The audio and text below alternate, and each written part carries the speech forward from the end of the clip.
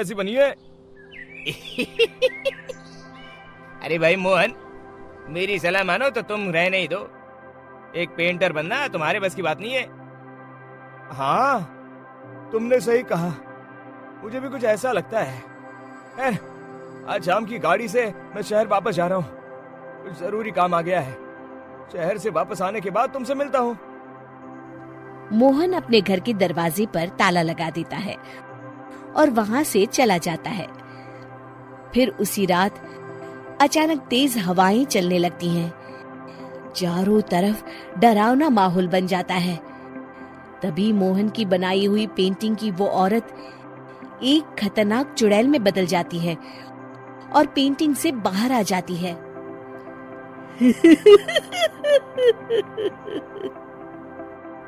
चुड़ैल घर के बाहर चली जाती है।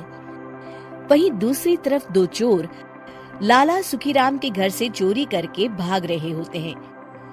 दोनों भागते भागते गांव के चौराहे के पास पहुंच जाते हैं। तभी अचानक वो चुड़ैल उन दोनों के सामने आ जाती है।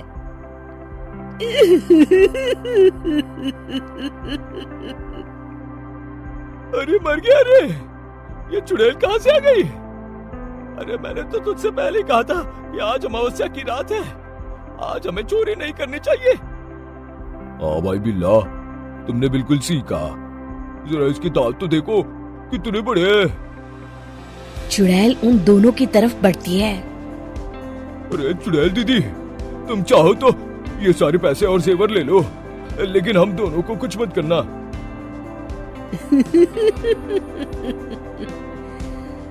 पैसे और जेवर के लालच में तुम इंसान बिकते हो, हम चुड़ैल नहीं। तभी चुड़ैल उन दोनों चोरों को पुतले बना देती है।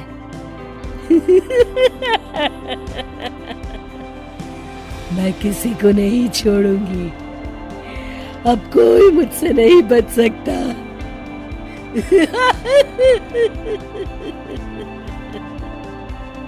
चुड़ैल अपने अगले शिकार की खोज में वहां से चली जाती है।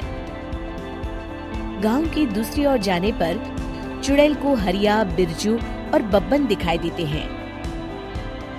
आज संडे है, आज कपिल शर्मा शो देखने का दिन है।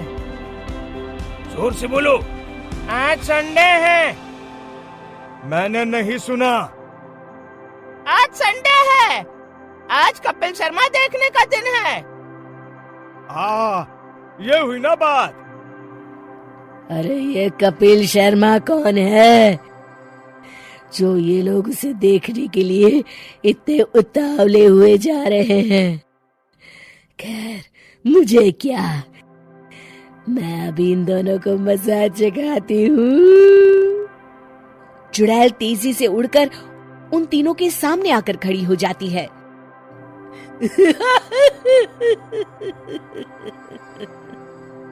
कपिल शर्मा शो बाद में देखना, पहले मुझे देख लो। बब्बन चुड़ैल को देखते ही पहचान जाता है। अरे ये तो तस्वीर वाली औरत के जैसी दिख रही है, मुझे अभी नहीं मरना है। अरे भागो रे। तीनों वहां से भाग खड़े होते हैं। बब्बन तो किसी तरह अपनी जान बचाकर वहां से भाग जाता है, लेकिन हरिया और बिरजू को चुड़ैल पकड़ लेती है और उन्हें पुतला बना देती है।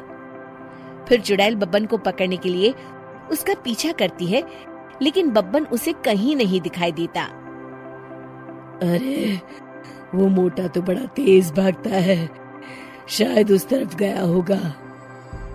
बब्बन एक दीवार के पीछे छुपकर बैठ जाता है और चुड़ैल उसके सामने से आगे निकल जाती है। बाल बाल बच गया। अगली सुबह बब्बन सभी गांव वालों को सारी बात बता देता है।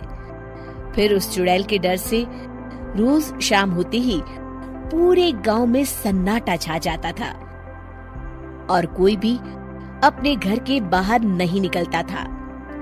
अरे ये क्या हो गया, इतनी देर से घूम रही हूँ, अभी तक एक भी आदमी नहीं मिला। अरे कहाँ मर गए सबके सब। चुड़ैल वहां से चली जाती है। इस तरह कुछ दिन बीत जाते हैं। फिर एक दिन मोहन गांव वापस आता है। बब्बन उसे बताता है कि उसकी बनाई तस्वीर से एक चुड़ैल बाहर आ गई है। मोहन समझ जाता है कि ये कोई आम कागज नहीं है। वो जो भी उस कागज पर बनाएगा वो असलियत का रूप ले लेगा। अरे मोहन भाई, अब तुम क्या करने वाले हो?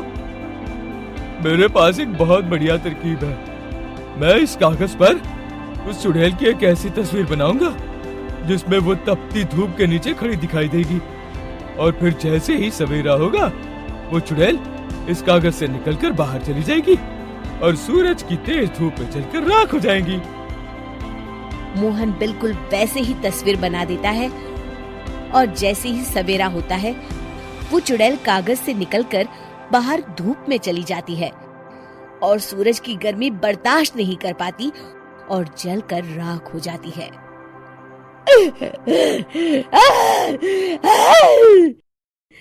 ये मुझे क्या हो रहा है? मैं सूरज की रोशनी बर्दाश्त नहीं कर सकती।